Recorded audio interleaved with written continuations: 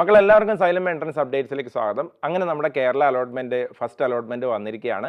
വളരെ ശ്രദ്ധയോടുകൂടി നീങ്ങേണ്ട സമയമാണ്. അലോട്ട്മെന്റിന് ശേഷം ശ്രദ്ധിക്കേണ്ട ഏറ്റവും പ്രധാനപ്പെട്ട 7 കാര്യങ്ങളെക്കുറിച്ചാണ് ഇന്നത്തെ നമ്മുടെ വീഡിയോയിൽ പറയുന്നത്. മക്കളെ, ഒന്നാമത്തെ കാര്യം ഫീ പേയ്മെന്റിനെ കുറിച്ചാണ്. നിങ്ങൾക്ക് ഇപ്പോഴും വന്നിരിക്കുന്ന അലോട്ട്മെന്റിന് എത്രയാണ് ഫീസ് അടക്കേണ്ടതെന്ന് വ്യക്തമായിട്ട് അവിടെ കാണിച്ചിട്ടുണ്ടാകും. ആ ഫീസ് അടച്ച് നിർബന്ധമായി നിങ്ങൾ കോളേജിൽ പ്രവേശനം നേടണം. പല കുട്ടികൾക്കും ഇപ്പോഴുള്ള ഒരാഗ്രഹം, ഈ ഓപ്ഷൻ വേണ്ട, ഈ കിട്ടിയ അലോട്ട്മെന്റ് വേണ്ട, അടുത്ത അലോട്ട്മെന്റ് നോക്കാമെന്നാണ്. വളരെ ശ്രദ്ധിക്കണം. ഈ അലോട്ട്മെന്റിൽ ലഭിച്ച കോളേജിൽ നിങ്ങൾ ഫീസ് അടച്ച് ജോയിൻ ചെയ്തിട്ടില്ലെങ്കിൽ ഈ അലോട്ട്മെന്റിൽ എന്ന് മാത്രമല്ല 2-3 റൗണ്ടുകളിൽ നിങ്ങൾക്ക് പങ്കെടുക്കാൻ പറ്റില്ല. അതുകൊണ്ട് നിർബന്ധമായും ഫീസ് അടച്ച് കോളേജിൽ ജോയിൻ ചെയ്യേണ്ടതാണ്. ഇനി നമുക്ക് രണ്ടാമത്തെ പ്രധാനപ്പെട്ട കാര്യത്തിലേക്ക് പോകാം. അതെന്താണെന്ന് അറിയാം, അത് കോളേജ് ജോയിനിങ് ആണ്. നിങ്ങൾക്ക് പ്രവേശനം ലഭിച്ച കോളേജിൽ ഓഗസ്റ്റ് 30-നും സെപ്റ്റംബർ 5-നും നിർബന്ധമായും ജോയിൻ ചെയ്യണം. അത് കഴിഞ്ഞിട്ട് പോയി കഴിഞ്ഞാൽ നിങ്ങളുടെ അലോട്ട്മെന്റ് റദ്ദാവും. അപ്പം നിർബന്ധമായും ശ്രദ്ധിക്കുക, നിങ്ങൾക്ക് ഏത് കോളേജിലാണോ ഇപ്പോൾ പ്രവേശനം കിട്ടിയിരിക്കുന്നത് ആ കോളേജിൽ ഓഗസ്റ്റ് 30-നും സെപ്റ്റംബർ 5-നും ജോയിൻ ചെയ്തിരിക്കണം. മക്കളെ, മൂന്നാമത്തെ വളരെ പ്രധാനപ്പെട്ട കാര്യം ട്യൂഷൻ ഫീസിനെ കുറിച്ചാണ്. നമ്മുടെ എൻട്രൻസ് കമ്മീഷണർക്ക് നിങ്ങൾ നിശ്ചിതമായ ഒരു തുക ട്യൂഷൻ ഫീസായി അടക്കേണ്ടതുണ്ട്. ഒരു ചെറിയ ഉദാഹരണം പറയുകയാണെങ്കിൽ, നിങ്ങൾക്ക് കേരള ഗവൺമെൻറ് MBBS ആണ് പ്രവേശനം കിട്ടിയിരിക്കുന്നതെങ്കിൽ നിങ്ങൾ ട്യൂഷൻ ഫീസായി എൻട്രൻസ് കമ്മീഷണർക്ക് അയക്കേണ്ടത് 18,500 രൂപയാണ്. ഈ തുക നിങ്ങൾ എന്ത് ചെയ്യണം? കോളേജ് അഡ്മിഷന് മുമ്പേ തന്നെ അടക്കണം. അപ്പം നിങ്ങൾക്ക് ഏത് കോളേജിലാണോ അഡ്മിഷൻ കിട്ടിയത് അതിൻ്റെ എൻട്രൻസ് കമ്മീഷണർക്ക് അടക്കേണ്ടുന്ന ട്യൂഷൻ ഫീസ് നിർബന്ധമായും കോളേജ് അഡ്മിഷന് മുമ്പേ തന്നെ അടച്ച് അതിൻ്റെ റെസീറ്റ് കയ്യിൽ വെക്കേണ്ടതാണ്. നാലാമതായി ശ്രദ്ധിക്കേണ്ട കാര്യം എന്താ അറിയോ?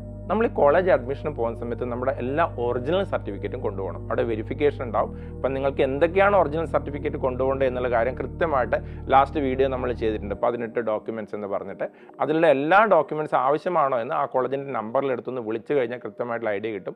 ചില കാര്യങ്ങൾ, ഫോർ എക്സാമ്പിൾ വാക്സിനേഷൻ സർട്ടിഫിക്കറ്റ്, അതേപോലെ തന്നെ ബോണ്ടൊക്കെ ഈ ഒരു ഘട്ടത്തിൽ ആവശ്യമായി വരില്ല. അത് തീർച്ചയായിട്ടും നിങ്ങൾ കോളേജിനെ വിളിച്ച് കൺഫേം ചെയ്തതിന് ശേഷം പോകണം. പക്ഷേ എല്ലാ സർട്ടിഫിക്കറ്റിൻ്റെയും ഒറിജിനൽ കൊണ്ടുപോകാൻ മറക്കരുത്. അഞ്ചാമത്തെ പോയിന്റ് നെക്സ്റ്റ് അലോട്ട്മെന്റിനെ കുറിച്ചാണ്. ചില സമയത്ത് നിങ്ങൾക്ക് ഇപ്പോഴും കിട്ടിയ അലോട്ട്മെന്റിൽ നിങ്ങൾ പൂർണ്ണമായും സംതൃപ്തരായിരിക്കില്ല. അപ്പോൾ തീർച്ചയായിട്ടും നിങ്ങൾക്ക് അടുത്ത അലോട്ട്മെന്റിന് വേണ്ടി വെയിറ്റ് ചെയ്യാം. അടുത്ത അലോട്ട്മെന്റ് കിട്ടിക്കഴിഞ്ഞാൽ ഡെഫിനറ്റായിട്ടും ഇവിടെ കൊടുത്തിരിക്കുന്ന ഡോക്യുമെന്റ്സ്, ഇവിടെ അടച്ചിരിക്കുന്ന ഫീസൊക്കെ നിങ്ങൾ തിരിച്ചു കിട്ടും. നേരെ നിങ്ങൾക്ക് പുതിയ കോളേജിലേക്ക് പോകാം. ഇപ്പോൾ നെക്സ്റ്റ് അലോട്ട്മെന്റ് നടക്കുന്ന സമയത്ത് നിങ്ങൾക്ക് ആർ ഓപ്ഷൻസ്, നല്ല ഓപ്ഷൻസ് മാത്രം വെക്കുക. ഇതിനേക്കാളും മികച്ച ഒരു കോളേജ് നിങ്ങൾക്ക് ഓൾ ഇന്ത്യ ലെവലിലോ കേരളയിലെ സെക്കൻഡ് റൗണ്ടിലോ പ്രവേശനം കിട്ടുകയാണെങ്കിൽ ഉറപ്പായും അവിടത്തേക്ക് പോകാം.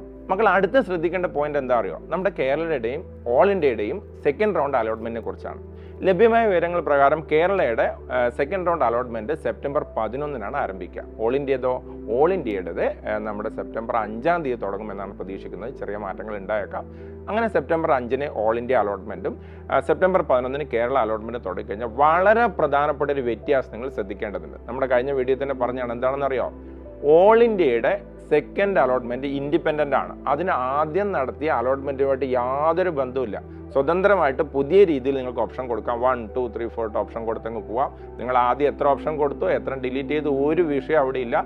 പൂർണ്ണമായിട്ടും പുതിയ രീതിയിൽ ഓപ്ഷൻ രജിസ്ട്രേഷനാണ് ഓൾ ഇന്ത്യയിൽ നടക്കുന്നത്. പക്ഷേ ഇപ്പോൾ ലഭ്യമായ വിവരങ്ങൾ പ്രകാരം കേരളയിൽ നമുക്ക് പുതിയ ഓപ്ഷൻസ് കൂട്ടിച്ചേർക്കാൻ പറ്റില്ല. ചില സമയത്ത് പുതിയ കോളേജുകളോ അല്ലെങ്കിൽ വേറെ എന്തെങ്കിലും എൻട്രൻസ് കമ്മീഷണർ നിർദ്ദേശിക്കുന്ന പുതിയ ഓപ്ഷൻസ് കൂട്ടിച്ചേർക്കാം. നേരത്തെ ഞാൻ 22 ഓപ്ഷൻസ് മാത്രമേ നൽകിയിട്ടുള്ളൂ. ഒരു 20 ഓപ്ഷൻസും കൂടെ അഡീഷണൽ ആയിട്ട് സെക്കൻഡ് അലോട്ട്മെന്റിൽ കേരളയിൽ നൽകാം എന്ന് കരുതിയാൽ നിങ്ങൾക്ക് തെറ്റി. ഇപ്പോഴുള്ള നിയമപ്രകാരം കേരളയിൽ പുതിയ ഓപ്ഷൻസ് കൂട്ടിച്ചേർക്കാൻ പറ്റില്ല. പക്ഷേ നിങ്ങൾ കൊടുത്തിരിക്കുന്ന ഓപ്ഷൻസിൻ്റെ ഓർഡർ എന്ത് ചെയ്യാം? അറേഞ്ച് ചെയ്യാം. നിങ്ങൾ കൊടുത്തിരിക്കുന്ന ഓപ്ഷൻസിൻ്റെ ഓർഡർ അറേഞ്ച് ചെയ്യാം. പുതുതായിട്ട് ഓപ്ഷൻസ് കൂട്ടിച്ചേർക്കാൻ പറ്റില്ല. ഗവൺമെൻറ് നിർദ്ദേശപ്രകാരം ഏതെങ്കിലും പുതിയ കോളേജുകളോ വേറെ എന്തെങ്കിലും കാര്യങ്ങളോ വന്നാൽ അത് മാത്രമേ കൂട്ടിച്ചേർക്കാൻ പറ്റൂ. ഈ വ്യത്യാസം പ്രത്യേകം ശ്രദ്ധിക്കുക. മക്കളെ, 6 കാര്യങ്ങൾ ശ്രദ്ധിച്ചല്ലോ. ഇനി നമ്മൾ ഏറ്റവും കൂടുതൽ ശ്രദ്ധിക്കേണ്ട അവസാനത്തെ 7ാമത്തെ കാര്യമാണ്. അതെന്താ അറിയോ? അത് ഓപ്ഷൻ കൺഫർമേഷൻ ആണ്. നിങ്ങൾക്കിപ്പോൾ കേരളയുടെ ഫസ്റ്റ് റൗണ്ടിൽ ഒരു കോളേജ് കിട്ടി. ഇനി നിങ്ങളുടെ മുകളിൽ സപ്പോസ് ഒരു 7ാമത്തെ ഓപ്ഷനാണ് നിങ്ങൾക്ക് കിട്ടിയത്. ഇനി നിങ്ങളുടെ മുന്നിൽ എത്രയുണ്ട്? 6 ഓപ്ഷൻസ് ബാക്കിയുണ്ട്. നിങ്ങൾക്ക് ഈ 6 ഓപ്ഷനിലേക്ക് പങ്കെടുക്കണമെങ്കിൽ നിർബന്ധമായും ഓപ്ഷൻ കൺഫർമേഷൻ നൽകണം. അത് എപ്പോഴാണ് നൽകേണ്ടത്? സെപ്റ്റംബർ 11-ന് സെക്കൻഡ് അലോട്ട്മെന്റ് തുടങ്ങുന്നതിന് മുമ്പായിട്ട് എനിക്ക് ഇത്രയും ഓപ്ഷൻസ് ഉണ്ട്, അതിലേക്ക് പോകണം എന്ന് നിങ്ങൾ എൻട്രൻസ് കമ്മീഷനോട് പറയുകയാണ്. അതാണ് ഓപ്ഷൻ കൺഫർമേഷൻ. അപ്പം നിർബന്ധമായും ഓപ്ഷൻ കൺഫർമേഷൻ ചെയ്യാൻ പ്രത്യേകം ശ്രദ്ധിക്കുക. എന്തിനാണ്? നിങ്ങൾക്ക് സെക്കൻഡ് അലോട്ട്മെന്റിൽ ഇതിലും മികച്ച കോളേജുകളിലേക്ക് പോകണമെങ്കിൽ ഈ കാര്യം പ്രത്യേകം ശ്രദ്ധിക്കണേ. അപ്പോൾ മക്കളെ, നമ്മുടെ ഈ അലോട്ട്മെന്റിന് ശേഷം നമ്മൾ കോളേജ് ജോയിനിങ്ങുമായിട്ട് ബന്ധപ്പെട്ട് ശ്രദ്ധിക്കേണ്ട പ്രധാനപ്പെട്ട 7 കാര്യങ്ങളെക്കുറിച്ചാണ് പറഞ്ഞത്. നിങ്ങൾക്ക് ഇത് ഉപകാരപ്പെട്ടു എന്ന് വിശ്വസിക്കുകയാണ്. കൂടുതൽ അപ്ഡേറ്റ്സുമായിട്ട് നമുക്ക് അടുത്ത വീഡിയോയിൽ കാണാം. നന്ദി.